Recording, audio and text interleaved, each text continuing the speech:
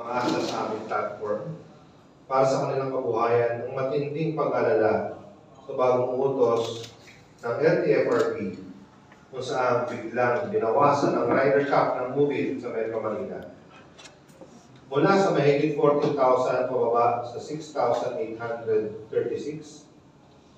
Ayon din sa parehong utos, ititigil ang aming operasyon sa Cebu at Cagayan de Oro, kung saan halos 6,000 kabuhayan ang nanganganib. Sa kabuuan po, halos 14,000 manggagawang Pilipino ang maaaring mawalan ng hanapbuhay dahil sa desisyong ito. Inilabas ang utos ilang araw bago ang Labor Day.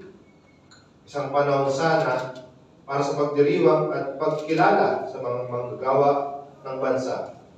Ngayon, libo-libong riders na dumaan sa training, sumunod sa safety standards, at nagserbisyo ng maayos sa mga commuter ang nahaharap sa posibilidad na pagkawala ng tanging pinagkakakitaan.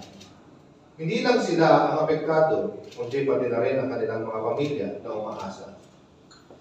Sa simula pa lang buo ang suporta ng MOVIT sa layunin ng gobyerno para sa mas inklusibong pag-unlad sa pamamagitan ng pagbibigay ng marangal at technology-enabled sa kabuhayan sa iba't ibang bahagi ng bansa. Malaki ang naging investment namin sa training, safety, at compliance para matiyak na mataas ang kalidad ng serbisyo ng aming riders. Pero sa utos na ito, nanganganib pabura ang mga tagumpay sa employment at digital inclusion. Isa rin itong nakakatismayang mensahe para sa libo-libong manggagawang umaasa kasama sila sa pag-angat ng ekonomiya. Alam namin may mandato ang mga regulator at mahalaga ang maayos na pamamahala sa transport sector. Pero para sa amin, ang anumang polisiya na may epekto sa libo-libong working families ay dapat pinag-iisipan ng mabuti. May malasakit at may konsultasyon sa mga direktang apektado. Sa pagkakataong ito, ikinalulungkot namin walang ganitong konsultasyon bago inilabas ang utos. Dahil dito, magalang namin hinihiling sa gobyerno na panatilihin muna ang status quo habang hindi nangyari ang isang makabulahang pag-uusap.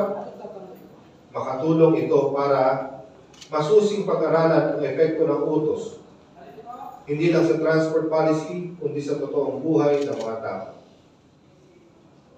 Ang MOVIT at ang aming riding community ay bukas makipagtulungan sa gobyerno para bumuo ng sistema na parehong tumutugon sa pangailangan ng commuters at kapakanan ng drivers. Sa ganitong panahon, naniniwala kami na ang tunay na pamumuno ay iyong pinipiling palaguin, hindi hadlangan ang mga oportunidad para sa mga Pilipino.